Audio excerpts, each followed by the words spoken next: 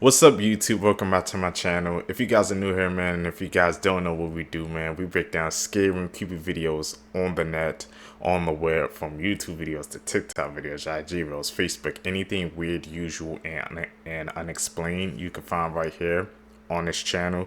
Just want to thank my supporters, man, who's tapping into the channel, watching the video entirely, hitting that post notification bell so you always get notified when I upload these videos, and hitting that like button on each and every single video, guys. You guys don't know how much you guys are helping me out by just doing those 3 simple steps, man. Found this video for you guys today. Let's do what we do best, seekers. Let's seek the truth. Who were caught cheating, part 2. In 1994, on the day before the U.S. Figure Skating Championships, title holder Nancy Kerrigan was filmed finishing a practice skate, but just seconds later she was screaming in pain on the ground after a man with a police baton attacked her. The attack severely bruised her knee, which made her unable to compete. Her longtime rival Tanya Harding went on to take first place and was selected alongside her for that year's Winter Olympic skating team. However, police soon discovered that the attack on Kerrigan had been ordered by a bounty hunter. In a shocking twist of events, Tanya Harding's ex-husband Jeff Gillooly and her once bodyguard Sean Eckhart were labeled as the culprits. They'd hired the bounty hunter to break Kerrigan's leg, removing Harding's competition in the upcoming events. Although she claimed she had no part in the conspiracy, Harding later admitted that she knew her ex-husband had been involved, but she'd failed to report it. But karma had the last laugh. At the games, a malfunction with her skates saw Tanya placed down in 8th, while Kerrigan managed a silver in 2nd. That goes to show you, bro. That's proof of karma right there, man. She knew what was gonna happen, man. To take out the competition, she ain't saying nothing about it, and she still got 8th place. She didn't even get top 1 or 2, man, for the gold or silver medal. That's karma, seekers, right there, in 4K. Here are some things that 99% of humans can't do. Are you part of the 1%? The ability to raise eyebrows is an evolutionary trait that all of us can do. While pretty much everybody can raise their eyebrows, only 1% of the world can raise one eyebrow at once. Did you know that 99% of the world can't lick their elbow? So you probably can't do this, and I bet you're probably doing it right now. However, for some people, this task is actually really easy, which is due to being born with really flexible bodies or practicing a lot of gymnastics. Only 2% of people can wiggle their ears. Unlike other face muscles, ear muscles are operated by a completely different part of your brain. If you try to use your face muscles to move your ears, it's never gonna work. So you're gonna have to raise your eyebrows and smile widely to lift your ears. And if you're lucky, you might be one of the few people that can move them. I can't. Seekers, can you guys do any of those things? I think I can do the elbow joint. I think actually I can. But I can't do the ear joint. That's completely different. Or that one eyebrow, what the Rock be doing. I cannot do that. Tell me down below if you can do that, man. I'm actually curious if any of you guys can do that. These people have died. Part 5. In 2000, Burger King managers Lisa Goetz and Lori Thomas staged a fake robbery of the restaurant where Lori took the money and Lisa acted as the victim, bound with duct tape and trapped in the walk-in cooler. Unfortunately, police didn't arrive until the next morning, where they found Lisa, who died of hypothermia. According to investigators, Lisa could have easily freed herself from her bindings and escaped the unlocked refrigerator, as she had no signs of forced restraint and the duct tape was loose. In 1998, during a heated marital dispute, a 25-year-old man picked up his 20-year-old wife and threw her off their 8th floor apartment balcony. Somehow the woman became entangled in the power lines below, and in what may have been an effort to save her or maybe finish her off, the man leapt from the balcony aiming for the wires. He missed the power lines completely and plunged to his death, and the woman managed to swing over to a nearby balcony and was saved. That was an insane case, especially the last one. She tried to aim for the power lines and completely missed, but she made it. This man was frozen in ice for 3 days, and you won't believe what happened to him. His name is David Blaine, and he went inside a block of ice for 3 days with no food and only one tube supplying him with air and water. At the 61-hour mark, he was beginning to lose consciousness, but he couldn't go to sleep because if he leaned on the ice, he would have gotten severe frostbite. Unfortunately, this led him to have extreme hallucinations. Near the end of the stunt, he called his girlfriend over, but she was immediately pulled away. This made him think that he was dead and that she couldn't see him. After 63 hours, they they decided to cut him out, but they said he was so delusional he tried to grab the chainsaw. He finally made it out, but he was so physically and emotionally tired that he couldn't walk or talk. David was rushed to the hospital in critical condition, and after 1 month of therapy, he finally made a full recovery. If you're watching horror movies and feel like something's watching you, this could be why. A family from Ecuador enjoyed watching horror movies together in their living room. But one night, during their late horror night session, they began to feel a strange presence with them in the living room. Scared, thinking they might have attracted an evil entity into their home, they placed a camera in their living room, and this is what they captured. Ahí yo fue que ya comencé a sentirme mal. ¿Por qué? Porque mira, a ver, eso yo se lo vi claramente, así, de reojo. Mira, ¿sí viste? Eso sí. One of the family members is startled as a dark figure can be seen moving behind him. After this, objects began to fly across the room. La puerta ahí como la tenía trancada, ¿no? Sí, ¿qué pasa? And they just get out of there. The family will later call in a priest to bless the house, but the hauntings persist. This is the stuff of nightmares that's like straight out of the Is that legit, Seekers? It has a lot to do with the dark web. Sometime around 2004, when people were just starting to explore what would later be known as the dark web, they would talk about a woman that would show up on your screen, except it wasn't a woman. It was a distorted mask of a woman's face. And what this person would do is that they would recite your full name and your address, and then say, "I'm coming for you." And then the whole screen would go dark. This is what they mean when they say only 5% of the ocean has been explored. What kind of fish is this?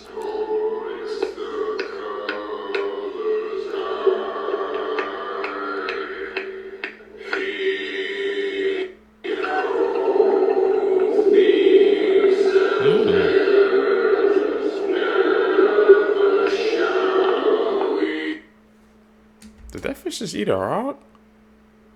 I mean, like I said, it's true. We only explore like 5% of the ocean, so there could be some species down there that we haven't even seen before. Have you seen that fish before, man? I sure haven't. The more you know. That's scary. Blood-curdling facts that you wish you never knew. Part 16. Kangaroos are absolutely terrifying, and if you mess with one, it will likely lure you into the water and attempt to drown you. There's an abandoned Disney park that you aren't allowed to go to, and it was shut down in 1999 because it was infested with free-roaming alligators. The animals were being abused, and an 11-year-old boy died from a flesh-eating bacteria found in the park's waters. In the movie The Wizard of Oz, the lion's costume was made out of a real skinned lion. This is the John Lawson house. No one knows who lives there, but every single day, there are several female mannequins sitting on the front porch wearing a variety of clothing. Their positions and outfits change daily, and many believe this is meant to convey some sort of message. And in 1871, a train crash took place just 200 feet away from the home, killing 22 people. And these mannequins are always pointing toward the crash. Why? Is that a hyena or something? Yeah, the hyena's a girl. So many may know, female hyenas have a fake meat hose that looks almost identical to the real thing. And for those that don't, actually, that's the lead. They have a pseudo-phallus that they give birth from, and yes, it's as traumatizing as you think, and yes, the very process of birth can end up doing the exact opposite for everyone involved. Below key, having a built-in flesh strap might explain why hyenas are exactly the way they are. So for most animals, life pretty much comes down to the 3 F's: food, fights, and... So a lot of times when male animals run a fade, it's for the goal of female validation. But hyenas having a female 5th leg means they have a natural crotch block. It's basically anti-mating hardware that means the no-pants dance can only happen if she allows it. So unlike things like lions or bears, there's really no reason for male hyenas to want smoke with each other when getting it in is already RNG. Pun intended. And it's believed having coitus completely out of their control is why male hyenas are way less aggressive and even have less testosterone than the females. Meanwhile, the females are more on go than a green light. And why hyena sisters are way more likely to put each other on a t-shirt. And with them being pack animals with a whole social ladder, the Walking Comedy Club had to become more aggressive just to give their cubs a chance at life. Matter of fact, that's probably why they have more testosterone. So yeah, moral of this video. Lion King did hyenas every type of dirty, but they got it right when they had Shanti giving orders. And now you know why.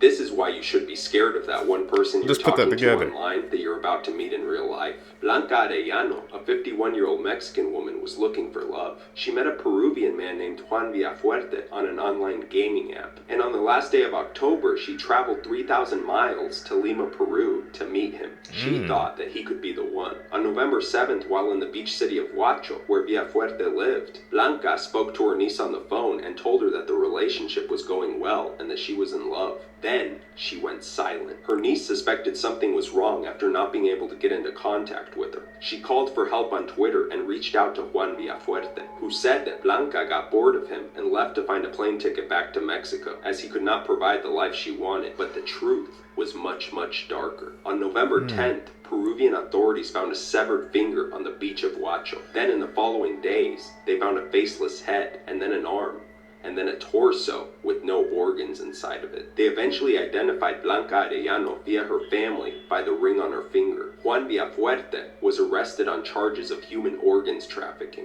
Authorities found traces of blood all over his apartment, and he reportedly posted TikTok videos of human organs days after Blanca's disappearance. Creepy last words people said right before dying. A nursing assistant said that she was in a long-term patient's room changing the sheets. The patient would periodically look behind her. She asked the patient what was wrong, and the patient looked in her eyes and asked, "He doesn't scare you?" The nurse was confused, and she asked her who she was referring to, and the patient said, "The big man in the top hat. He's standing right behind you." She said that she doesn't think that she has ever finished changing a bed sheet and repositioning a patient as fast as she did that night. She refused to go into that room by herself for the rest of her shift. Linda Johnson, a former nurse, said that she had a gentleman in his late 90s who was dying. He started screaming blood-curdling screams, so they raced to his room. He was screaming that the room was on fire and that there was a man with large horns peering out of the flames. He kept pointing to one wall, saying that it was on fire. The nurses turned on the lights and tried to calm and console him, but to no avail. Instead of being consoled, Linda said that he told her that she was on fire and that he could see her being consumed by flames. Linda said that it was the creepiest thing that has ever happened to her. The doctor was notified, but nothing relieved the patient's terrifying hallucinations. He died soon after. Cynthia said that several years ago, her 20-year-old daughter had brain surgery. She got an infection of the spinal fluid. She was there in grave condition for a month. Cynthia never left her daughter's side. One night, the worst night at this point, she asked who the man in black was that was standing by the bathroom, and why Cynthia's deceased brother, the girl's uncle, was standing next to her at the side of the bed. Cynthia immediately got the chills. She told her daughter, "They're not here." Then she told her brother and the man in the black, whom she couldn't see, "You both have to go now. She's not ready to go, and I'm not ready to let her go." After that night, her daughter started to get better and better each day. Today, her daughter is doing well. September 25th, 1981, something very strange took place up in the Smoky Mountains. This is a picture of Pauline Melton, and it would end up being one of the last known photos of her. Because while Pauline was up there, she was with two hiking companions. They described that she, all of a sudden, without explanation, just started to rapidly speed up. They even described that they called out to her. They were asking, "Pauline, where are you going? Pauline." She never answered. She never looked back until she crossed over a hill. Since that exact moment, Pauline was never seen again. And to this day, they still have no idea where she went and why she did it. Isn't that crazy, Seekers, man? You could go in the woods and just drop off the face of the earth. Man, that's how I'm going, man. You gotta go to big group, bro. I don't want nothing to Donald happen. Trump was shot this afternoon at a political rally in Pennsylvania. As you can see right here, this was moments after the shots were fired. Now, we don't have all the information right now, but obviously he is still alive. And the footage is absolutely disturbing. In the clip, you can hear multiple gunshots ring out. The audience starts screaming. Trump drops to the ground. He is covered quickly by the Secret Service agents. In the broadcast footage, he grasps his ear, so he may have been grazed by a bullet up there. Like I said, we don't have all the information. This is a developing story, but this isn't the first time that someone has tried to assassinate a president or former president. In 1912, an assassin attempted to end the life of Teddy Roosevelt as he was on the campaign trail. This man was former salon keeper John Schrank, and he would later claim that William McKinley's ghost had visited him in a dream and told him to avenge him for his assassination. Teddy Roosevelt, after being shot, continued with his speech, even as he profusely bled through the front of his shirt. And while he didn't end up getting elected that year, doctors at the time said that it was safer for him to keep the bullet inside his body than attempt to remove it. So, for the rest of his life, he carried on with a bullet lodged in his chest. Then, in 1981, someone attempted to assassinate Ronald Reagan. This photo was actually taken just moments before the shots were fired. 3 people were injured in this attack, but nobody died. And obviously, as you guys probably already know, Ronald Reagan survived.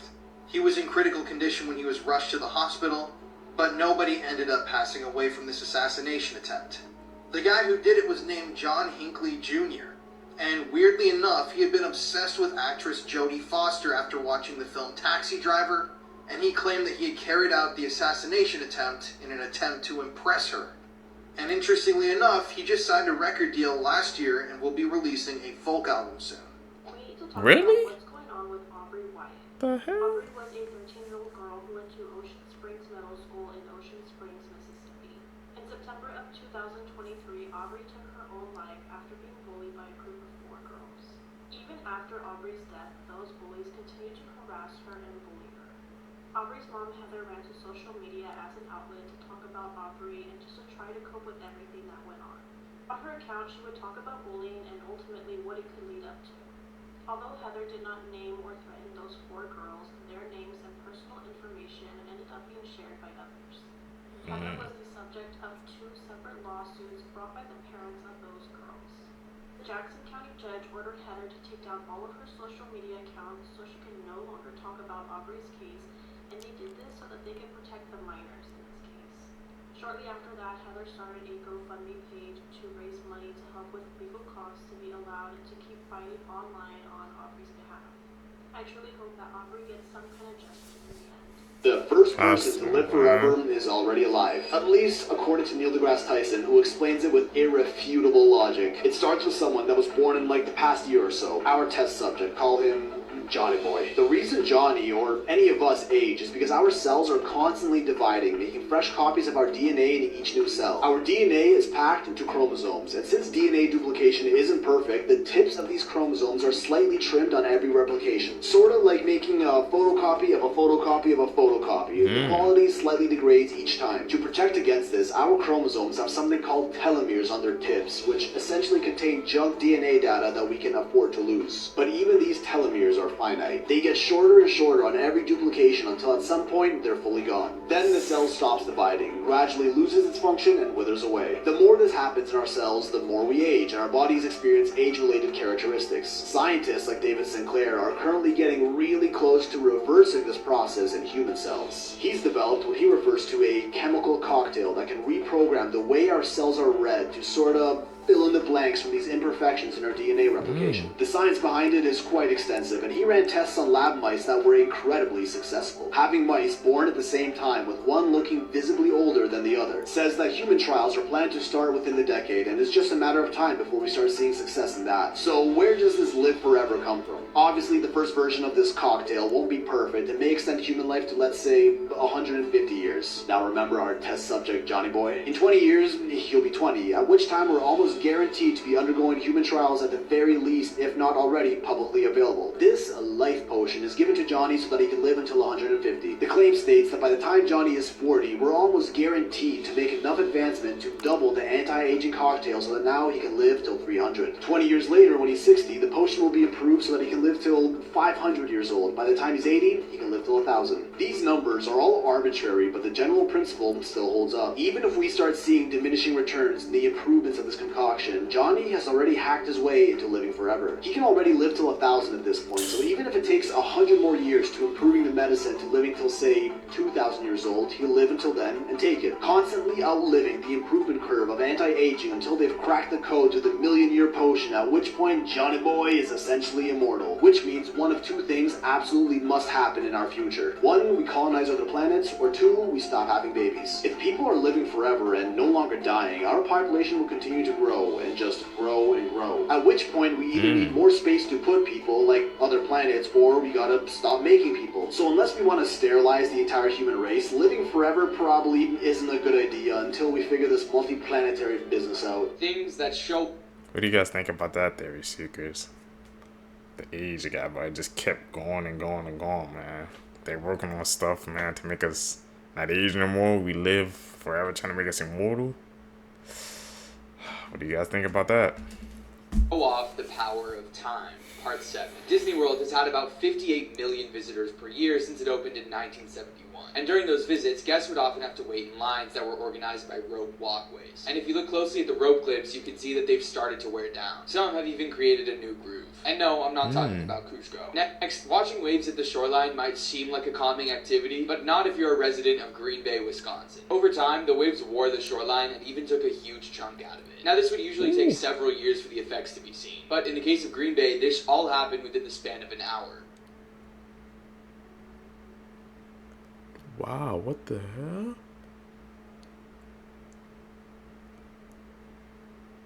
The power of water. And lastly, we're told that tattoos are permanent, but this may not be the case. Because this guy got a tattoo of a flower on the palm of his hand. And in just 2.5 months, the tattoo mostly vanished. This is mainly because our palms experience a lot of friction from how often we rub our hands. So if you want a tattoo, you might want to avoid your palm.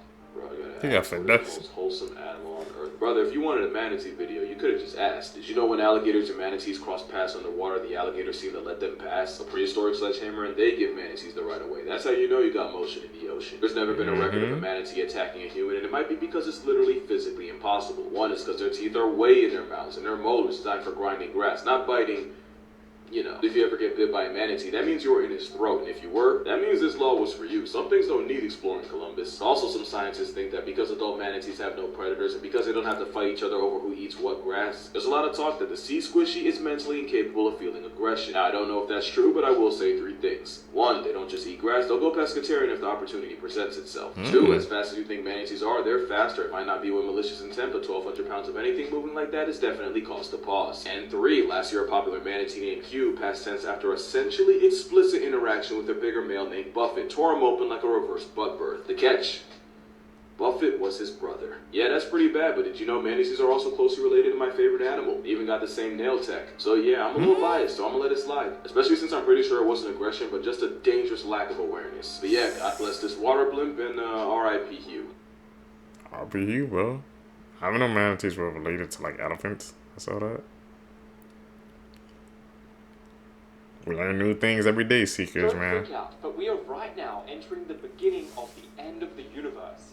95% of all the stars that will ever form have already formed. And it gets even crazier than that. There is a sphere around us called the Hubble sphere.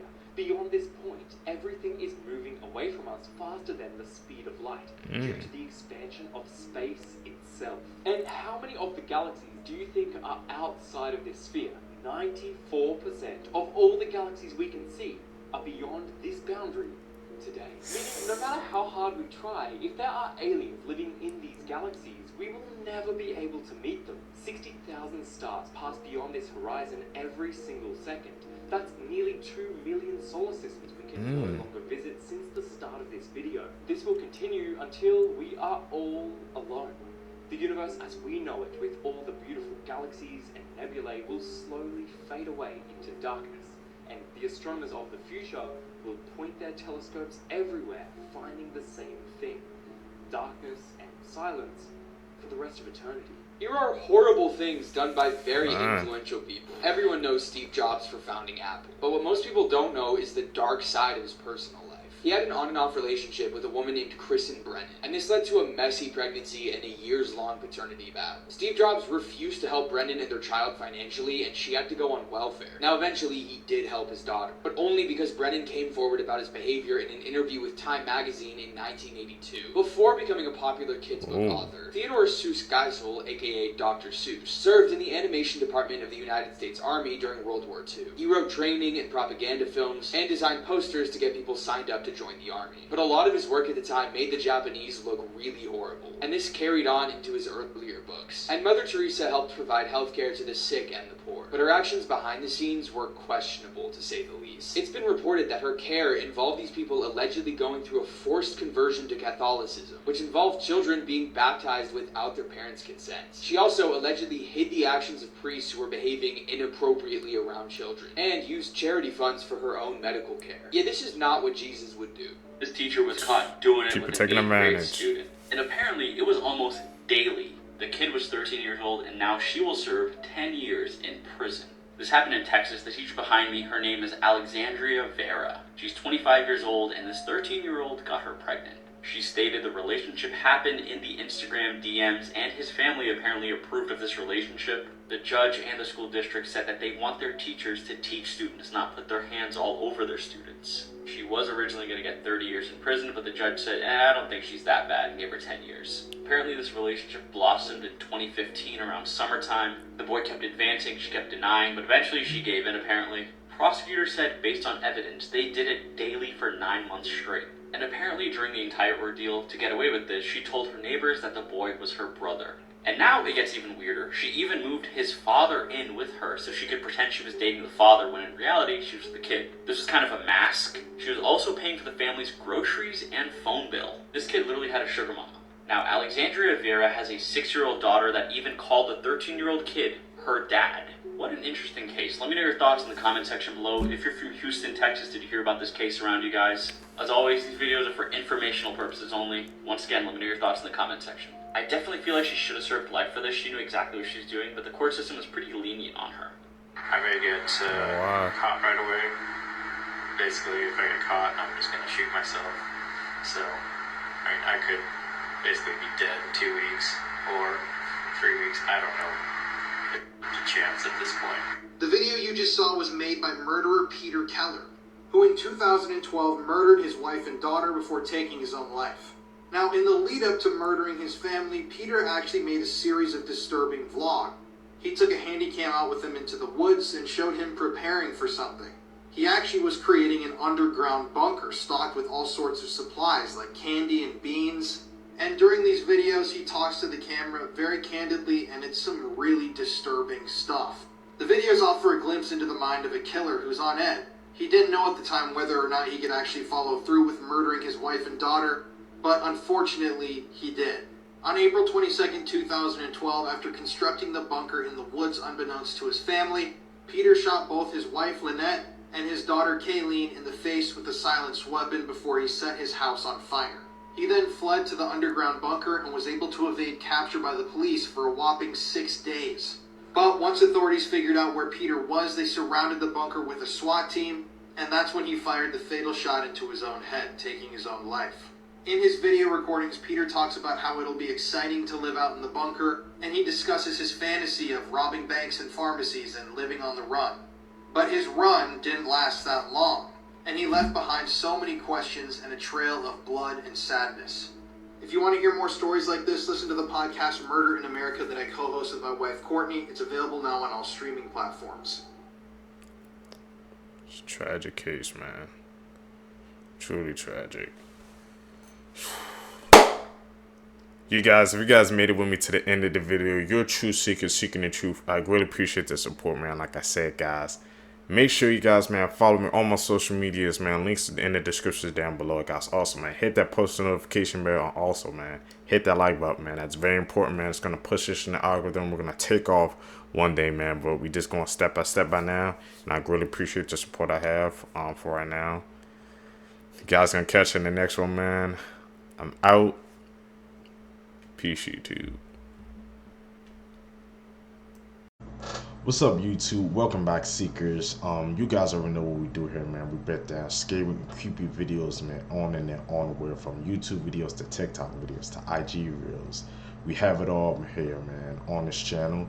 Like I said, thank you guys who's been tapping in with us, man, and subbing up to us, man. You seeking the truth, just like you.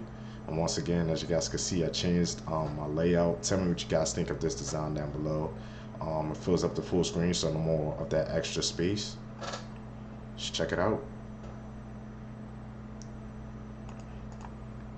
Human body you didn't know. Your nose can recognize over 50,000 different smells. And whenever you smell something, you never forget it. Next, did you know it's impossible to tickle yourself? Go ahead, try it. Moving on, your brain uses around 20% of the oxygen you breathe. Meaning, if you don't get enough oxygen to your brain, there's a high chance you could get brain damage. And did you know the human heart actually beats over 100,000 times a day? I just find it so crazy. But what I find crazier is that you're taller in the morning than you are at night. So if you need to measure yourself no matter where, do it in the morning.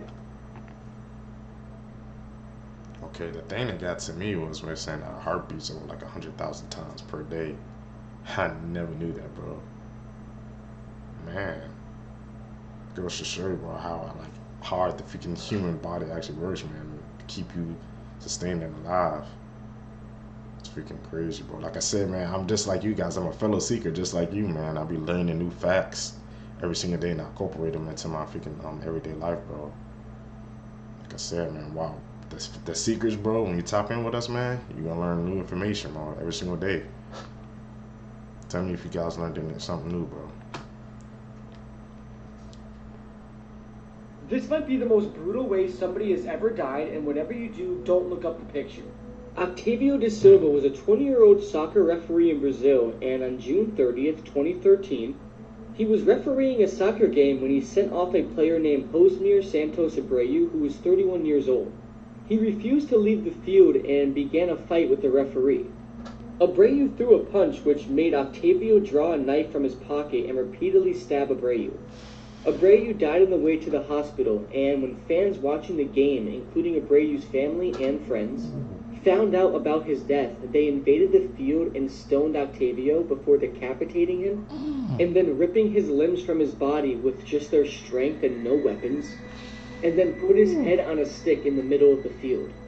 And what makes this worse is that a graphic video surfaced online shortly after the incident, showing medical personnel reassembling Octavio's body. The video and pictures are extremely disturbing, and I don't recommend looking them up. The way his limbs looked after being ripped off is extremely unsettling to look at, because you see strings of flesh, tissue, and bone because it wasn't cut off properly and it was just ripped off. This case is absolutely awful, but why did Octavio pull out a knife when somebody just punched him?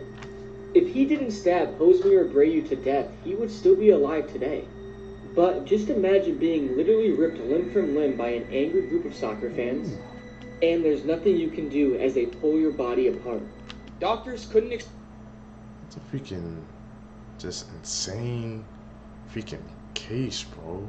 Like, I guess, do you know how much strength you had to have? Like, they said they had no weapons. They literally, like, pulled his freaking body apart, man. And it was over a freaking soccer game as well, bro. Like, it's not that damn freaking serious, bro. Like I said, bro, people, man, or fans, bro, you know, when they, I guess, playing a sport and their favorite play gotta get taken out because they did a foul or something like that, bro, like, it really affects people, man. But to hear, like you said, it started over punching, he just stabbed him. I'm like, what the hell, bro? I wonder if that was, like he said, I wonder if that was live too, because he said the freaking footage surfaced a couple of days later after that freaking gruesome attack, bro. Like you said, the lady had to put his body together, man. They like stoned him, bro. I'm like, what the hell, man? The question I'm asking, like, how did the other players and stuff, I guess they just let that freaking happen, man. Everybody, they just sat there and watched as that happened, bro. That's the real question we need to be asking.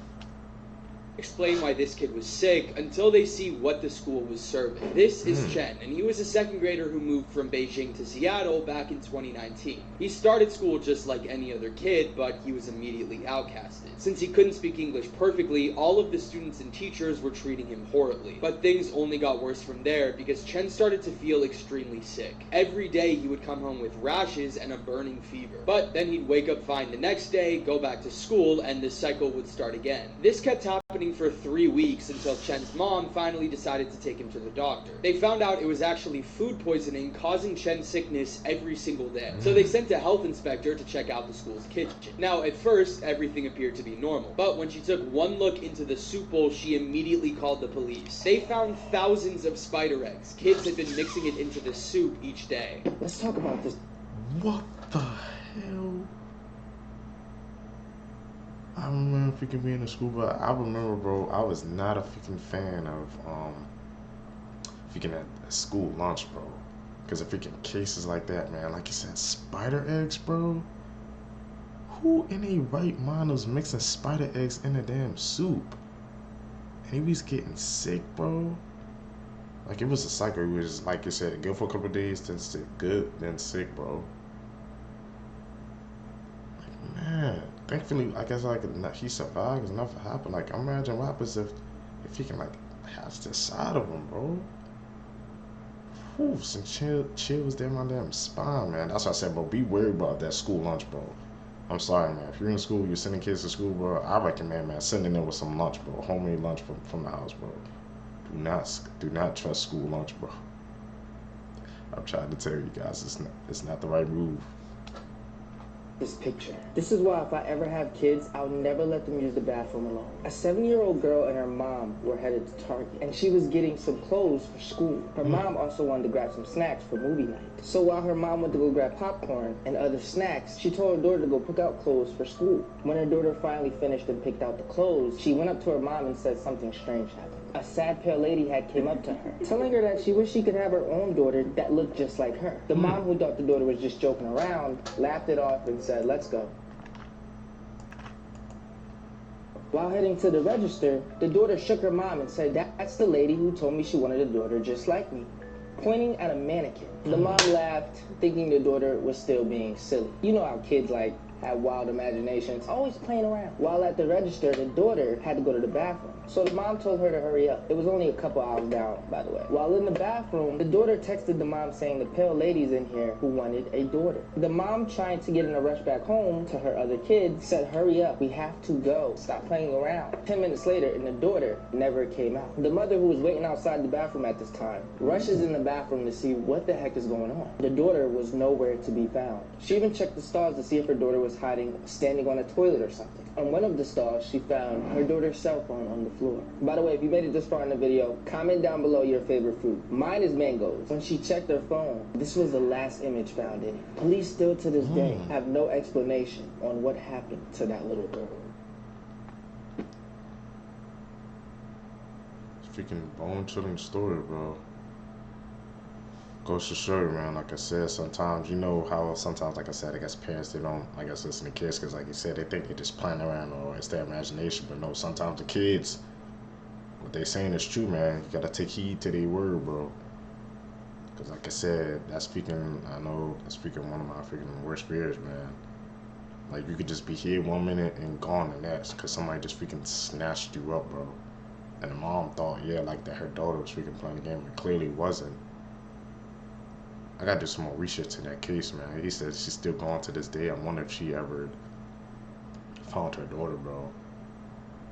That woman, man, she was the freaking key, bro. She said the daughter was pointing to the mannequin, but maybe that could have just been a metaphor for something else, bro.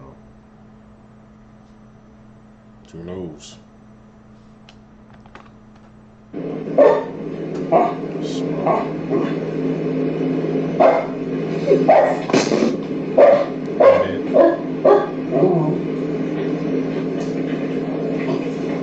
Every single holiday that we celebrate is celebrating one of the 7 deadly sins. Valentine's Day represents lust. Thanksgiving, that celebrates the sin of gluttony, because you're eating a lot. You're overeating. Christmas, what do you think that is? Greed, overconsumption, and excess. Celebrating gifts. We're not really even celebrating like the birth of Christ, because people are so focused on the gifts and shit. The holiday of Easter, what sin would it be? Say it's envy, because the Romans were jealous of Jesus, so they murdered him. Oh, it's crazy. St. Patrick's Day, it's sloth, because people get blacked out drunk. Oh, what the fuck? Yeah. Now Halloween is what? It's wrath. So scaring and hurting people for fun. with masks. It's wrath. The sin of pride. Okay, what's that? Oh, nah, we're not even gonna say that. Man, I ain't gonna lie, I never even thought about it like that, but he just freaking expanded my mind. If you think about it, like I said, these holidays, they do represent, I guess, the basis behind them of what they're meant for. They do kind of represent, I guess, which, I guess the sense he was talking about, bro. Like I said, all secrets, bro. When I watch these videos, man, with y'all, I'm just like one of y'all, bro. I'm learning new information, man. Just try to incorporate it, bro, in freaking everyday life, man. Whoa. Because that makes sense. He said Thanksgiving, freaking gluttony. Because that does make sense. Because on Thanksgiving, man, people, they eating a lot of food, bro, and sometimes it's excessive, man. Because you know they eating too much. And Christmas is greed because, you know, you're getting all those presents stuff, like I said, but you're not even celebrating, I guess he said, what you're supposed to be. You're just celebrating that you're getting the gifts. And he said Easter was envy because the Romans were envious of Jesus. Expanding my knowledge base, seekers. That's what we gotta do, man.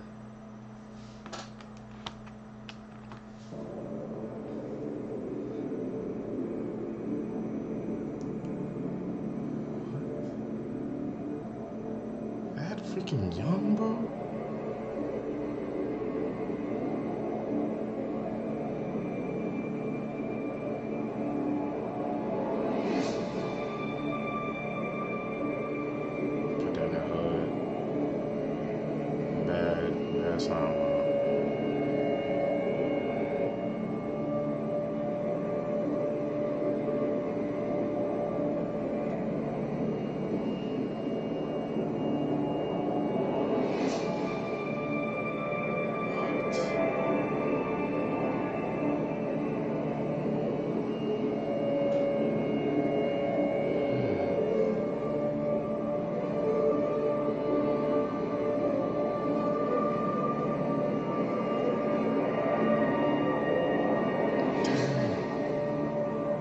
Is that a blood on his hand?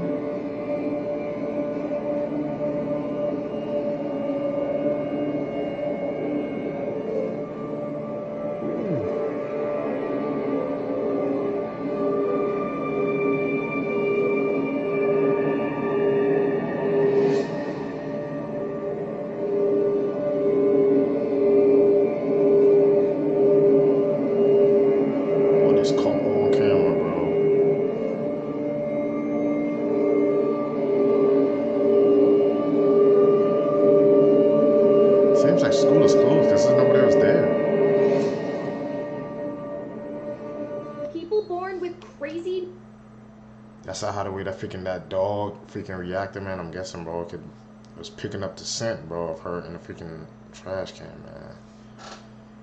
But the head man, he said he was only 14 years old, bro.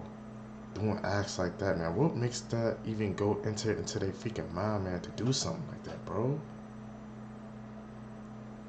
You saw the way how the video was starting on, man. Like he was ducking around the corners, just watching, and then when he put down his head, man, you know he had freaking serious thoughts in his damn mind, bro. And look what happened at the end result, man. The thing that gets to me is that like the hallways, they were empty, so I wonder if like school was closed or were they there early or something, because there was like nobody walking in that hallway besides them two. So school either had to be closed or they was there very early. Goes to show you, man, like I said, doesn't matter how old you are, bro. People want to do some evil things, man, they're going to try to find a way to get it done, bro. Unfortunately, that's what happened. Mutations. This is Johnny X. He had a condition called caudal regression syndrome, which basically meant he had no lower body. He worked as a sideshow performer in circuses back in 1930, and he actually played Goonie Bird in the original Tarzan movie. 3 dark psychology facts. What the hell? I didn't know he would be born without the lower half and he survived, bro. She got some on damn head, man. Never knew like that was something even freaking possible, bro. They say he played Goonie in the freaking original Tarzan movie. I guess the old version, bro. I wonder if have any more. Pretty sure yeah, some more people I guess were born with his condition, man. Just I've never seen him before, man. Like I said, bro. These videos, bro, expanding my knowledge base, bro. That's one thing, man. I appreciate these videos, what they do for me, man. There's an extremely high probability that a stranger has looked at you and thought about killing you without you even knowing it. The person you first look at when you enter a room is the person you feel most threatened by.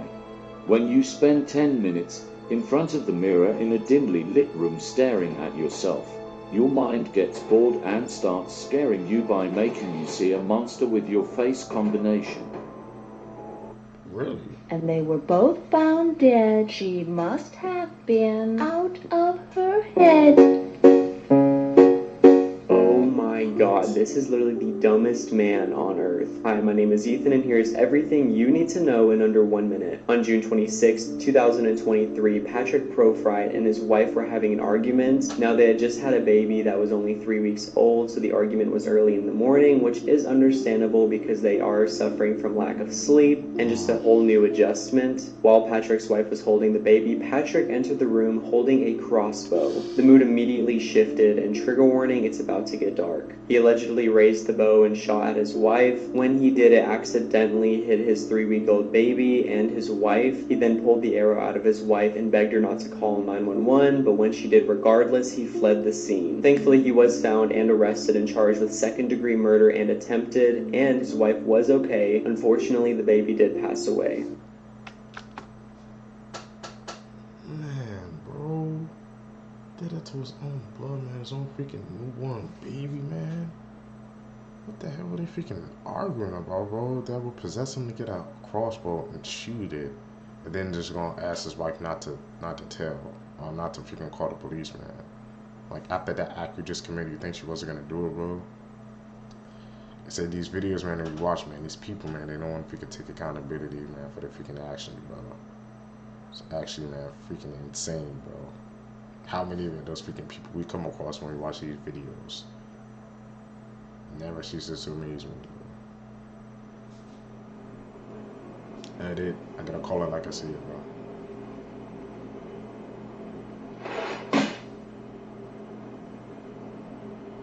The world's worst job, otherwise known as Shein or Sheen, however you pronounce it.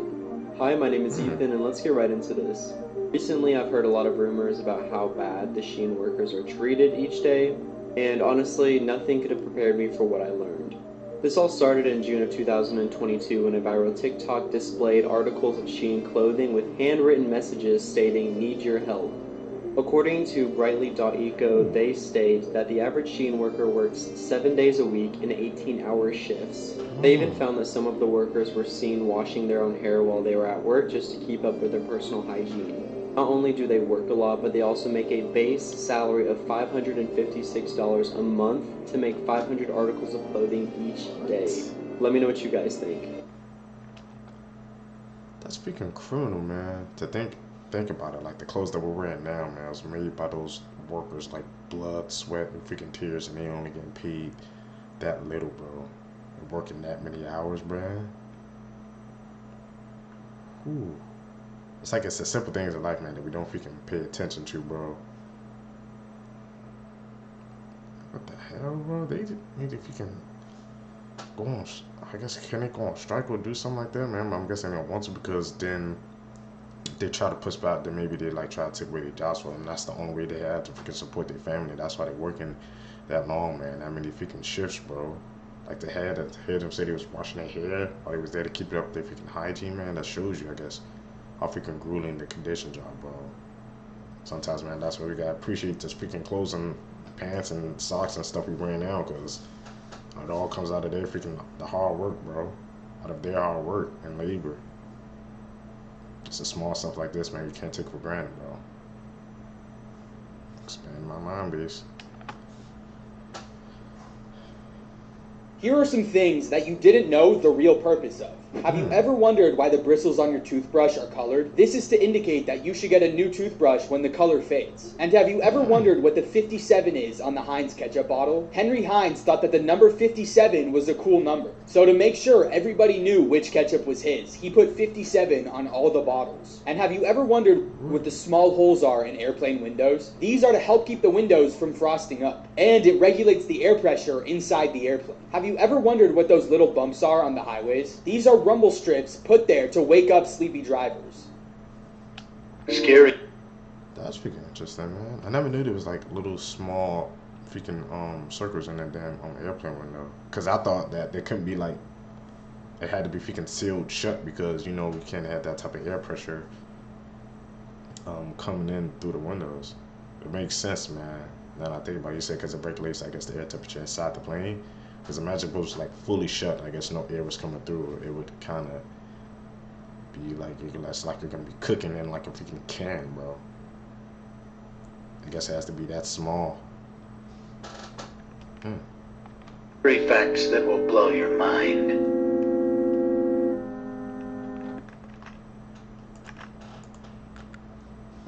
If you remember your dream when you wake up, then it wasn't a dream, it was a message.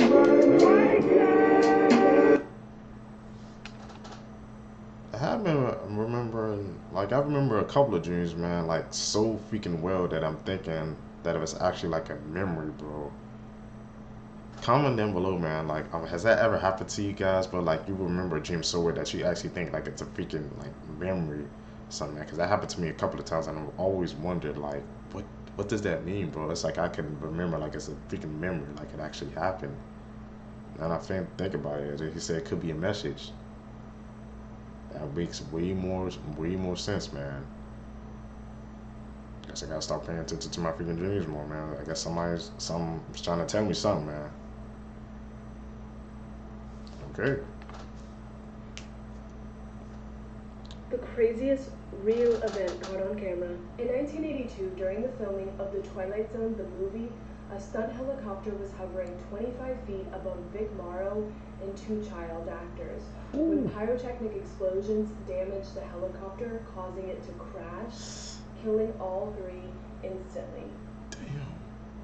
This Mackenzie Shirilla situation is wild. There's this 19-year-old Ohio teen who last summer was driving in a Toyota Corolla with her boyfriend Dominic Russo and his friend Davian Flanagan. And then when the car turned onto the road, it suddenly accelerated, jerking left and right until it barreled head-on into a brick wall at 100 miles per hour. When first responders arrived, the 2 men were pronounced dead. At the scene, Mackenzie was found unconscious and trapped inside the mangled car. But instead of getting hit with manslaughter charges, she got slapped with multiple counts of murder. And that's because prosecutors alleged this was no accident, saying that she actually crashed the car on purpose because she was trying to kill her boyfriend with whom she had a tumultuous relationship and that his friend was just collateral damage. With them pointing to evidence like a computer analysis showing that she floored it without ever making an effort to slow it down, going so fast her fuzzy Prada slipper was found stuck to the gas pedal. It was a few days before the crash, Mackenzie took the same obscure route, apparently plotting her crime. And so all that leading to this week where she was found guilty on all counts, and the judge saying she had a mission and she executed it with precision. And you can see her sobbing uncontrollably as the judge reads her verdict. Her actions were controlled, methodical, deliberate, intentional, and purposeful. Hey, bro, like you see her, she's freaking crying. So I'm like, you planned it. Like it says, she laid it out, but like you planned out the freaking full thing, man. And to hear like that, she actually like planned that out like the day before. Like she took that route, and I guess they planned out the specific time what to do, man. Like you said, if she floored it, 100 miles, took out her boyfriend and his freaking friend, bro. He was just collateral. She didn't even care, bro. Try to end it all, man. Like I said, these toxic relationships, man. Why does sometimes people just step back and just say it's not working? We could just break it off before anybody else gets hurt. Like it's that simple, bro. It's that simple, but I guess to other people, man, they just can't break that freaking bond with that other person because I guess it's too hurtful. It's too much for them. Crazy, bro. Listening on.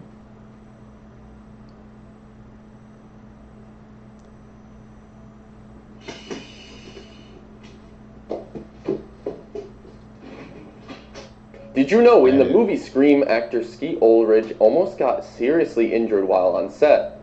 And it happened in this scene right here when Sidney, dressed as Ghostface, stabs him with the umbrella in the chest.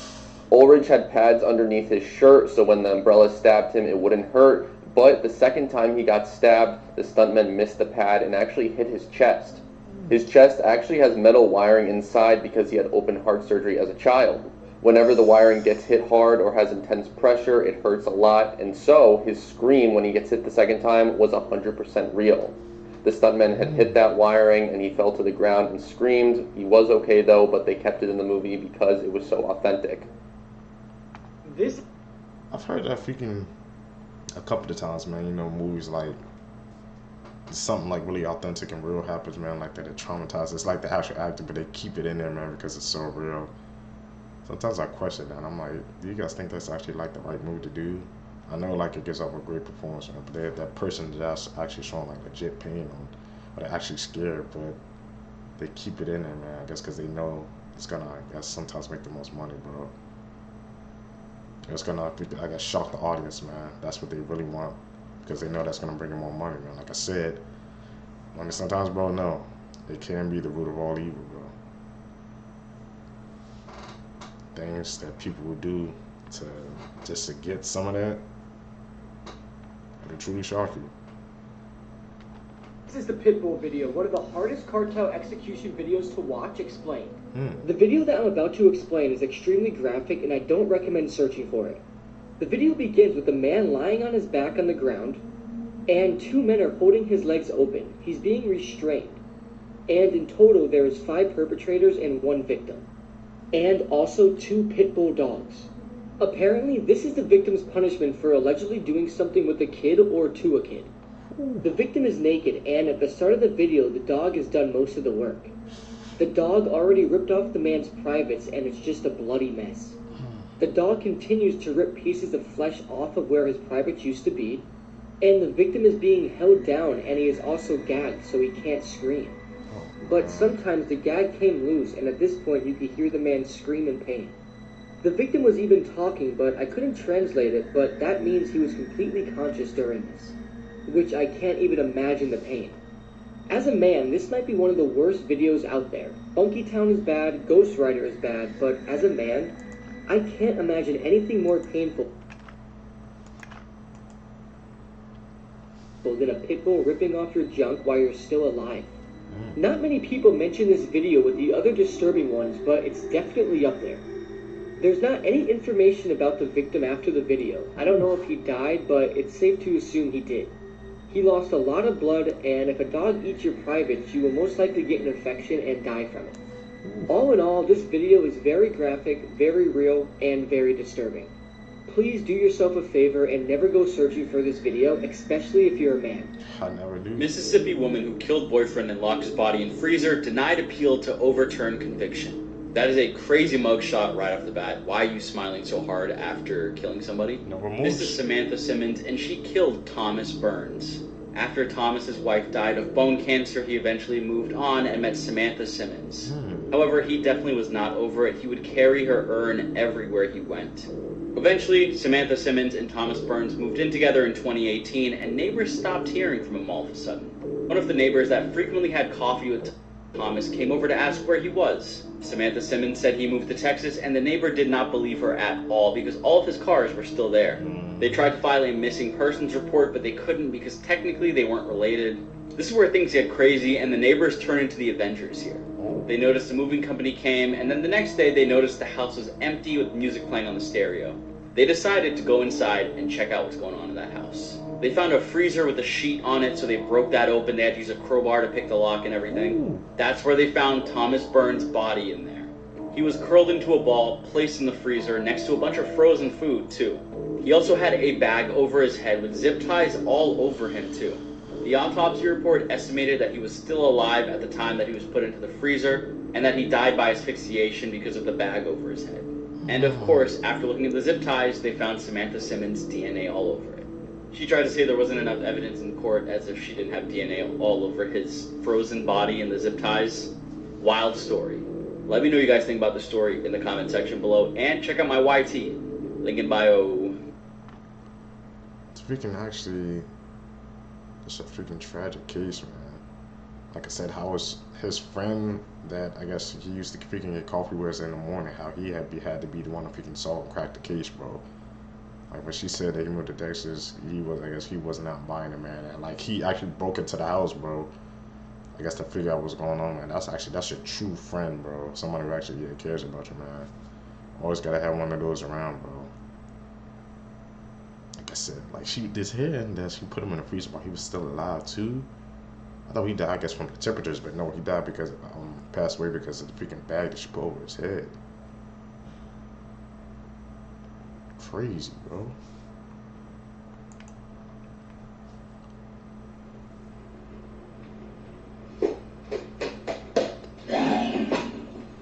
Edit. Call it like I see it. Edit.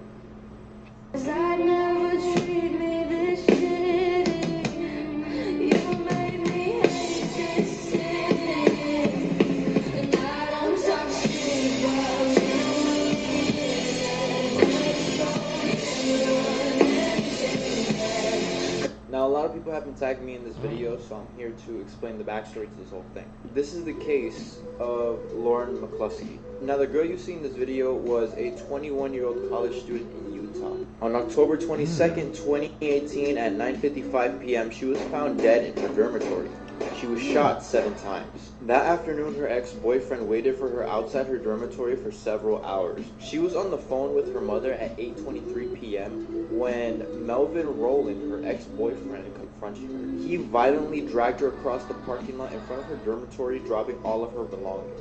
At 8:23 p.m., Lauren's father alerted campus authorities that his daughter was in danger. But around that time, it was already too late. Rowland committed slip and slide hours before killing McCluskey. The man who loaned Rowland the gun was sentenced to 3 years in prison. However, this didn't rest there. 2 years after Lauren's death, details started surfacing that campus ignored McCluskey in her claims of her ex-boyfriend stalking her and her life being in danger. It said that Lauren alerted campus authorities about her stalker ex-boyfriend, but they completely ignored her. The family ended up suing the university, and in exchange, the university paid them $14 million, but the damage was already done. That still didn't help the fact that the university ignored one of their brightest students who had scholarships to choose from. Like and follow for more. It's freaking crazy, bro. Goes to say, man, that's how sometimes black people, they truly just don't care, man, and how that can just affect everybody else around them, bro, because she said she reported it, and they just didn't pick up on it, they just didn't care, man. That's to say, you always got to take heed, man, of somebody's words, bro, that if it's a situation that serious, man, how could you just freaking ignore it, bro? That's like, literally, that's their job. One thing they're there to do, and they didn't do it, bro. And resulted her freaking losing her freaking life, man. People nowadays, bro, they need to pay more attention, bro. Pay attention to the details. Story behind this mugshot will disturb you. This is Randy Petersilge, and in 2018 he was arrested for murder. Randy was a career criminal who throughout his life had been in and out of the prison system a number of times. But in 2018, when he was arrested for murder, prison would become his permanent home. But who did Randy kill? Well, we have to go 17 years in the past and go back to the night when 41-year-old Simon Clark, a local father, was murdered. On November 28, 2001, police were called to a home that was under construction where they found the dead body of 41-year-old Simon Clark. At the time, he was found beaten to death with injuries to his chest and head. And shortly after they discovered Simon's body, authorities discovered a baseball bat that they believed was used in the murder. Now, what's crazy looking back at it is that way back in 2001, the authorities believed that Randy Petersilge could have been their guy. He was their lead suspect, but they didn't have enough evidence to arrest him, and so they had to cut him loose. Eventually, though, over 17 years later, the authorities showed up to Randy's front door and took him into custody. As it turns out, after all those years, a few witnesses had come forward and decided that they wanted to spill the tea on exactly what had happened that night. According to the witnesses, Simon Clark had been murdered over a money dispute. So Simon, on the night of the murder, had gone over to this house that was under construction because his friend had found out that he was paying this contractor that he hired $300,000 for $120,000 worth of work. So Simon, hearing this, told his friend that he'd go over and talk to the contractors, and keep in mind Simon was married with 2 children at the time. But when he showed up, he met Randy, and Randy flew into a rage and beat him to death. And as it turns out, the contractor that was hired to do that work on the home had been defrauding Simon's friend the entire time in order to buy narcotics. Thankfully, though, Randy was finally arrested and put into prison for this murder, where he's now serving a life sentence. And this mugshot has to go down in history as one of the creepiest I've ever seen. So if you can look on his damn freaking face. People are like, damn, bro. That is one of the creepiest freaking mugshots I've ever seen as well, man. It took him that long, man, for justice to finally catch up to him, bro. Goes to show you, man, whatever deed is an evil deed is something that you think you're gonna get away with, you will get caught in the end. YouTube, that's it, man, for this video for you guys today. Thank you guys. Tell me if you guys like this new setup. I'm rocking with it, man. Thank you guys, fellow seekers, who's been tapping in when I was running up and supporting the channel. You guys gonna catch you in the next videos. I'm out. Peace, YouTube. What's up, seekers? Welcome back to the channel. How you guys doing? Hopefully you guys are doing all right, man. You guys know what we do. If you're brand new to the channel, we break down scary and creepy videos on the net, on the web, from YouTube videos to TikTok videos, IG videos, Facebook, anything weird, usual, and unexplained you can find right here on this channel, seekers. Just want to thank you guys who's been tapping into the channel, subscribing, hitting that like button, hitting that post notification bell, man. I really appreciate your support. Like I said, that's how we can grow our community together, the seekers. So if you guys do those steps, we're on our way up, man. Like I said, once again, I messed with the audio settings, man. You guys have been seeing, you guys, how you couldn't hear the videos on some of it, so I turned it way up. Let me know down in the comments, man. Is the audio, is it good or fine, man? Like I said, I'm trying to get this right for you guys, seekers, man. Mike is coming soon. Let's do what we do best. Let's seek the truth. 75 passengers lost their lives after this pilot let his children in the cockpit. On March 23rd, in 1994, an Aeroflot aircraft was flying from Russia to Hong Kong when the airplane tragically crashed. Only a few hours into the flight, one of the pilots allowed his 2 children who were also on the flight to enter the cockpit so that they can see how everything operated. The pilot's 16-year-old son Elder and his 12-year-old daughter Yana had the opportunity to sit in the pilot's seat and play around with the aircraft's controls. Of course, autopilot was on, so this was not supposed to be dangerous. Well, at least that's what he thought. The pilot told his son Elder that he can turn the plane to one side so he can experience what it was to fly a plane. Unfortunately, this disabled autopilot. The pilots were unaware that the plane began turning, but once they noticed, the plane had steepened to almost 90 degrees. The plane started to quickly descend while the pilots tried to figure out what was wrong. And there's actually an audio recording of how everything played out, and you can hear the fear in these pilots' voices. The plane ended up crashing on a mountain in Russia, killing all 75 passengers on board. After investigating, they said that the cause of the crash were the children who were playing with the controls in the aircraft. And it was said that if the pilots had left the controls alone rather than trying to fix them manually, the plane would have corrected itself. Pranks that definitely went too far. Firstly, this kid was walking into an elevator when the floor opened up. He genuinely thought he was falling to his death until he fell onto a slide that covered him in foam and feathers, which destroyed all of his belongings, including his laptop. Next, these people were applying for a job at LG Electronics when the window behind the interviewer showed a meteor crashing down, seemingly destroying the entire city. They were screaming and crying until the company had to run in and tell them it was just a screen. Finally, this prank is the worst one of all. These customers were paying for store items when a Grim Reaper appeared on the screen. When they turned around and saw a man with a scythe winking, they each began to tear up in regret, believing that these were their final moments. Seekers, man, yeah. See how some people, man, they be taking jokes too far. That's definitely the case, man. Like, if you see a damn Reaper behind you, Seekers, how would you guys react? And then turn around and see an old man there. You don't play with that type of energy. This woman murdered a teenager because it was on her bucket list. It was 2016 and Gemma Lilly was 26 years old. She was obsessed with serial killers, and she'd emigrated to Australia 6 years earlier, back in 2010. She was originally from Lincolnshire and had a troubled upbringing. Her fascination with crime and horror was a dark one, and disturbingly, she even put murdering someone on her bucket list. Her housemate was 44-year-old Trudy Lennon. She was actually introduced by a mutual friend to Trudy. Trudy had been struggling financially and actually had 2 children to feed, so the pair decided to live together in order to share bills. At this point, the women started sharing disturbing fantasies about killing someone.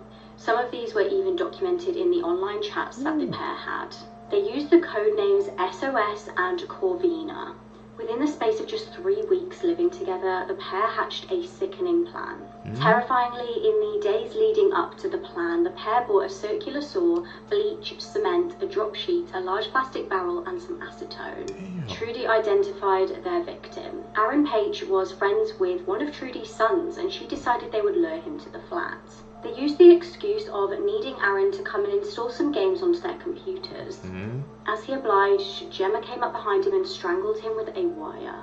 She then stabbed him 3 times. They buried him in a shallow grave and attempted to cover it with concrete. Aaron was reported missing on the 14th of June after failing to return home. It was on the 20th of June that police were able to track Aaron's last call to Gemma's phone, which led them to investigate her. They searched the property and found Aaron's body along with the knife and the saw. Police even found CCTV evidence from Gemma's own CCTV camera. In 2018, both women were sentenced to life with a minimum term of 28 years. She had that on a bucket list, Seekers. That's a different type of person, man. Truly. This daycare worker is why many Americans choose to not send their kids to daycare. Hi, my name is Ethan, and trigger warning, this is a dark case. In June of 2018, a 1-year-old in Jessica Cherry's care allegedly fell from a chair, hit her head, and suffered extensive bruising and skull fracture. Fast forward 2 years later, another 2-year-old was found deceased in Jessica's playpen in her home. Jessica immediately called 911, and the 2-year-old was transported to Children's Hospital of the King's Daughters and was pronounced deceased. The pathologist who performed the autopsy on the 2-year-old later declared that she was potentially smothered, and that is how she passed away. They also saw that the child had blunt force injuries as well. Jessica was found guilty of involuntary manslaughter in August of 2022, and on March 17th of this year, she was sentenced to 10 years in prison. Prosecutors will not seek the death penalty for the murders of Keelio and Roxy Coleman. If you don't know, Matthew Coleman is accused of killing his 2-year-old and 10-month-old because he believed his wife had passed on serpent DNA. He's confessed to shooting their kids with a spearfishing gun 29 times, yet he pleads not guilty. According to prosecutors, on August 7th, the family was just outside of their Santa Barbara home packing for a camping trip.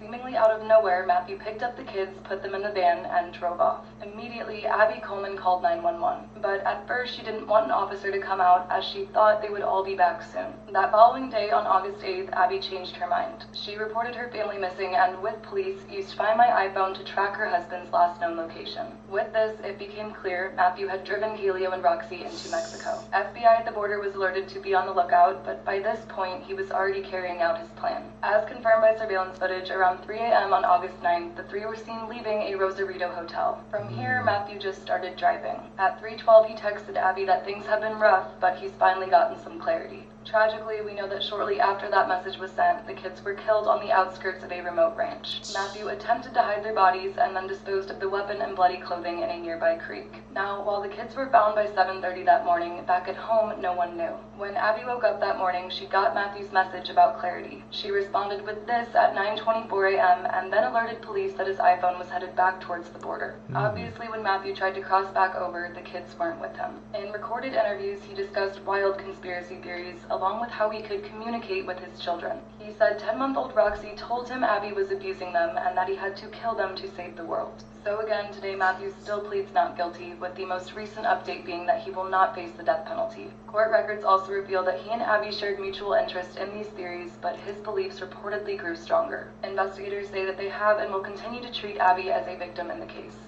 This is a tragic story.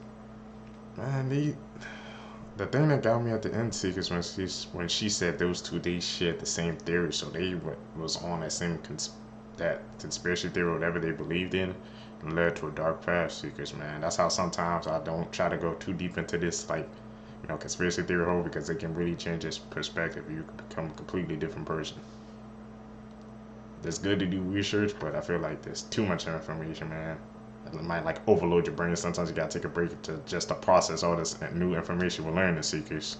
Story of how this boxer went from this to this. Back in 2015, 23-year-old Pritchard Collin and Terrell Williams competed at the Eagle Bank Arena in Virginia. At this point, Pritchard had only been pro for 2 years until this fight, which would be the last time he entered the ring, leaving him in a vegetative state. From the very beginning of the fight, Pritchard complained to the referee that Terrell kept hitting him with rabbit punches. If you don't know what that is, they're punches to the back of the head or neck that are extremely dangerous and can cause brain or spinal cord injury. These punches are illegal, and usually the fighter would be disqualified if it happened in a fight. Pritchard also mentioned to the ringside physician that he felt dizzy, but he could still go on, so the match continued. But on this night, after multiple rounds and blows to the head, when Pritchard went into his dressing room, he began throwing up. He eventually passed out and was rushed to the hospital, where he underwent surgery for internal bleeding in his brain, and then he went into a coma for 221 days. When Pritchard woke up, he was in a vegetative state, and his mother and father have been taking care of him ever since. The blame has not only been put on Terrell for throwing illegal punches, but the referee and the physician who sat ringside were also negligent for failing to take any required steps to either stop the fight or get Pritchard some help. Pritchard's family filed a $50 million lawsuit against the physician, but it's never been settled, and apparently he's not legally responsible for any of this. Pritchard's parents were told by doctors that he would never get better because of the damage that was done. But if you see some progress videos that have been posted online, it's clear that Pritchard has gotten better, and I hope that one day he can be close to what he was. Detail seekers. You never know what will happen.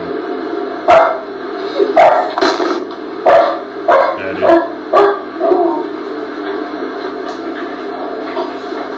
Horrific new details have been revealed in the case of Abby Williams and Libby German. If you've been following, you know the girls were enjoying a day off school when they were killed near Delphi's Monon Highbridge Trail. Richard Allen has since been arrested, with his defense now arguing that the way they were found actually suggests a ritualistic sacrifice. On Monday, they filed a 136-page document, including a step-by-step of what Richard would have to do to commit these crimes between 2:13 and 3:30 p.m. I'm going to be brief, but again, a warning that these details are horrific. According to court documents, the crime scene on Valentine's Day was ghoulish, with what appeared to be the letter F painted in blood on a tree. The girls were, quote, treated differently, but both reportedly suffered wounds to their necks. Abby was dressed in Libby's sweatshirt and jeans, with more clothes found in the nearby river. Aside from that, the defense states that the girls were positioned with branches of varying sizes arranged on their bodies. On Abby, there were sticks mimicking antlers, and another placement included 3 branches that resembled an asterisk. So with all of this information and more, the defense is arguing a lot. That no one could have done this alone, that there is overwhelming evidence tying Odinism to the crime scene,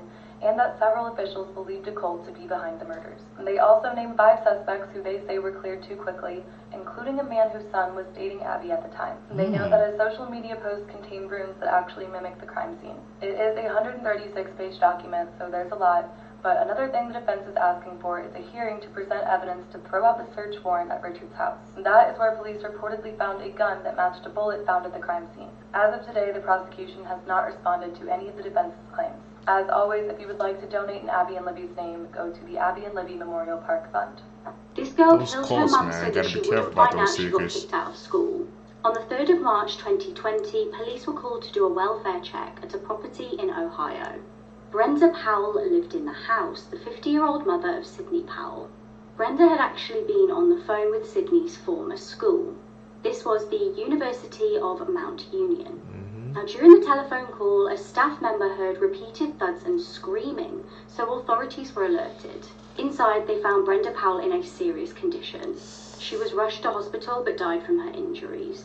Brenda had been unaware that her 19-year-old daughter had been kicked out of the school. During her telephone conversation, Brenda was struck in the head and then stabbed nearly 30 times by Sydney. However, when police investigated the murder, Sydney tried to claim that there had been a break-in. She told them that there had been a noise and her mum had instructed her to run away. She said she heard screaming, and when she ran back in, her mum was on the floor. Investigators saw through her lies and she eventually changed her story. At her trial, she pled not guilty by reason of insanity. Her defense argued that Sydney was suffering from undiagnosed schizophrenia. They stated that she killed while experiencing a psychotic episode. However, it is rare for people with schizophrenia to act violently. It was concluded that Sydney had been exaggerating her symptoms. She's recently been found guilty and is awaiting sentencing. This story. Oh, freaking daughter did it to you because she got kicked out of school and then just want to reveal the truth seekers. I'm telling you, man, seekers, the truth can be a powerful thing. Some people are afraid of it because of what it can do, and look what the extent people go to, man, in order not to say the truth. That's a dark case, seekers. Story makes me sick to my stomach. This is 14-year-old Scotty Morris out of Eden, Indiana. On the night of March 16th, Scotty got into an argument with his parents after they forced him to put on this embarrassing t-shirt, and he ended up leaving the house and running away. He left the house wearing only this t-shirt, some shorts, and tennis shoes. And so a lot of people are very worried that he is being exposed to these freezing temperatures. They have not been able to find a trace of him in 6 days. Naturally, Scotty's parents have been under fire because of this bizarre, humiliating form of punishment. And you just see the pain in his eyes. It makes you wonder what's really going on in that house, why they would take a picture of him in this. Like they were going to use it later as ammunition. I don't know. I don't get it. I think it's horrible. But here's what Felicia had to say to her son. This is Felicia Morris. She is Scotty Morris's mother. We've been working with Felicia for the last 3 days, and she's been very cooperative with our investigation. We had decided that she wanted to talk to Scotty personally, so that's why we're here. Do I hold on? Okay, go ahead. Scott, I love you. And I want you to come home. And I know that you're mad and confused. And I'm afraid that you're scared of all of this. Everyone is out looking for you. And we're not trying to scare you. You're not in trouble. Okay? If you're in a house and they come to you and you don't want to go out because it's the cops, reach out. Me and Dad will come get you, okay? I love you and I just want you to come home. I need you to know that you're safe. Please just call 911. Tell anyone. I need you home. I just need you home, okay? And I love you so much, okay? Guys, we found it. All those things, it's like, to me, I'm like, there's a thing, I guess there's a difference between like punishment and I guess just like trying to humiliate someone. You can like humiliate the person. Like you said, you can see the pain in his eyes. That shirt dude was wearing said I'm a liar or something like that. And yeah, they took a picture of that. Yes, it seemed like she said Seekers that she was going to use that for later. Any Seekers, man, want to dive into that case, man, so we can wrap that up? I appreciate that. It's okay, you gotta go. I'll look Wait, open it.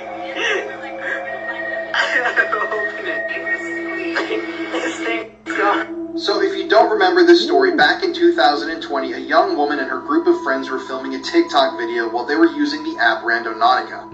Now, if you don't know what Randonautica is, it's an app where you put in some sort of an intention, like scary, and it gives you a set of coordinates to go on some sort of little mini adventure. And on that day, those people had randomly gone out on a Randonautica adventure and had been sent to those coordinates where they discovered suitcases. And inside of those suitcases, shockingly, were 2 sets of human remains. Eventually, those remains were identified as belonging to Jessica Lewis and Austin Wenner. They were 2 locals who lived in the Seattle area and they had gone missing prior to this discovery. After some investigation, it was revealed that these 2 had gotten themselves involved in some sort of criminal activities, but still the question remained, who had killed them? Well, it was this man, 65-year-old Michael Dudley, a landlord in the Seattle area. As it turns out, he was the landlord for the 2 victims, and some sort of altercation had occurred on June 9th, 2020. On that day, according to further investigation, Michael Dudley had gotten into an argument with Jessica and Austin. And after this argument, he went upstairs to the bedroom that Austin and Jessica were renting. He shot them both to death, most likely for not paying rent and being involved in this criminal activity that they were bringing into his home. But disturbingly, Michael then took this a step further, and instead of just burying their bodies somewhere, he decided to dismember them. That's right, he then dismembered these 2 adult human bodies, stuffed them into suitcases, and tried to dispose of them in 2 different waterways in the Seattle area. Now, Michael was eventually caught and arrested for this crime, And eventually, after the trial, he was sentenced to 46 years in prison. And with him being 65 years old already, this is practically a death sentence. I just remember seeing this video when it was first released and it was making its rounds on social media and thinking that can't possibly be true. But in this case, the actual reality of the situation was darker than any sort of fictional situation I could have ever imagined. Yeah, we need to look out for that. Randy Renati.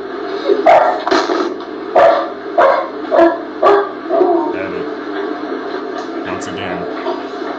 Did you know that Gino D'Acampo actually served time in prison? Many people in the UK absolutely love Gino, who is well known for appearing on daytime television. However, many people don't know that he does have a criminal past. This true crime case honestly reads like a bizarre fan fiction. In 1998, way before he ever appeared on ITV's This Morning, Gino was 21 years old. He was an unknown waiter living in North London. He broke into the home of well-known 80s singer Paul Young. He was known for having hits such as Wherever I Lay My Hat. Gino stole Paul's guitar collection, which was reportedly worth around £4,000. He also stole his platinum disc. Police investigating the crime found that Gino had actually unknowingly left his DNA at the crime scene. He dropped a cigarette butt with his DNA on it. They were able to match this DNA to Gino, and he was sentenced to 2 years in prison. Gino actually reached out to Paul personally to apologise to him just prior to entering the I'm a Celebrity jungle back in 2009. Gino stated that he was involved with the wrong people back then and was on the wrong path. This is never know anybody's path, Seekers. Past. Have been missing from Ferrum, Virginia since September 5th. But despite Virginia police saying that Lauren and her 3 children have been missing for over 2 weeks, her husband remains unconcerned and maintains that this isn't the case. 30-year-old Lauren and her 3 kids, 7-year-old Benjamin, 5-year-old Hannah, and 2-year-old Elijah, were last seen in their home in Ferrum, Virginia on September 5th. That day, Lauren missed a scheduled court appearance in Franklin County Juvenile and Domestic Relations Court. A missing persons investigation was initiated after Lauren did not appear for her rescheduled court appearance on September 13th. It's not clear why exactly Lauren was due in court, but police have said that juvenile records are confidential. Lauren's family has not heard from her since September 5th. A news release said, quote, "There has been no reported contact with Lauren since September 5th or 6th when she stated that she was in New York visiting family. This was the last time Lauren's mother spoke to her, and she said that Lauren's bank account hasn't shown any recent activity, and her cell phone last pinged on September 7th in Lexington, Virginia." Investigators later confirmed that Lauren and the kids had been in Litchfield, Illinois, but they haven't been able to directly talk to them, so they are still considered missing. Despite concerns from authorities and Lauren's family, her husband and the children's father, Jordan Cook, is not concerned, saying his wife and his children are not missing. Jordan was in attendance at the family's recent rescheduled court appearance on September 20th, but Lauren was not there. But Jordan Cook said, "I have no reason to be concerned about their safety or well-being. I've heard from my wife, and I'm sure she and my children are doing well. We ask that our family's privacy be respected at this time." But Sergeant Megan Houston said that until Lauren and the kids appear in person to a law enforcement officer, they are still regarded as missing. She said Lauren and the 3 children will remain in local and national databases as missing until a law enforcement agency is able to lay eyes on them to ensure that they are okay and not under any duress. She said this is the typical protocol for when someone is entered in as missing. A reported phone call, phone ping, photo, video, audio, etc. is not sufficient to clear the missing persons alert out of the system. According to Lauren's mother, Lauren is also 5 months pregnant. Lauren and her children may be traveling in a 2013 blue Chrysler van with Virginia license plates. Anyone with any information about Lauren or her children should contact the Franklin County Sheriff's Office. Now y'all, Jalen's family rushed to be by her side at Grady Hospital. They learned that Jalen was shot twice in her face and she was shot at her back and her spine. Now this ended up severing her spine. Now Jalen was also placed on a ventilator because of all of the swelling and made it hard for her to breathe. Now y'all, this 24-year-old who had just had a baby not even 6 weeks ago was in the hospital fighting for her life. Now Jaden could not speak, but she was writing things on this board, and one of the things that she told her parents was, "I want to survive." Jaden also started to recall everything that was going on the day that she got shot. She remembered him saying that she shouldn't have came there and that she was gonna die. She recalled zip ties, And she's saying that after she got shot, she just kept fighting because she wanted to live for Josiah. Now, Jalen's mother did learn what actually happened that day. Jalen is saying that when she got there, he had zip ties and he tried to zip tie her. Jalen then tried to make a run for it when she realized that this man is going to try to kill me. Now, as Jalen is running for her life with her baby, she's huddled over her baby. Jamar is chasing her, and that's when he shoots her in her back. So Jalen's still fighting for her life. The baby ends up dropping, and that's when she's trying to crawl to the door. He then stands over her, shooting her 2 times in the face. Now, this is at the point where he thought that Jalen was dead, because after that, that's when he turned the gun on himself. But Jalen was not dead, and she was able to crawl out into the yard where a neighbor saw her. Y'all, this girl literally got shot in her face, her back, and she was still able to crawl out and help herself and her son. Now, although Jalen has a long road of recovery ahead of her, she is expected to survive.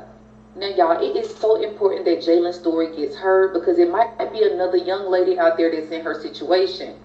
Y'all, this man was very possessive, very abusive, always checking her location, always just doing things to see where she was. But never in a million years did they think that he would try to kill her. And not only that, you guys have to think about, she was holding his baby when all of this took place. So not only was he trying to kill her, he could have killed his own child as well. Now, there is not a lot of justice that could be done because Jamar did end up killing himself. But Jalen and her family, they want to get this story out there because maybe it can touch somebody and maybe it could save a life.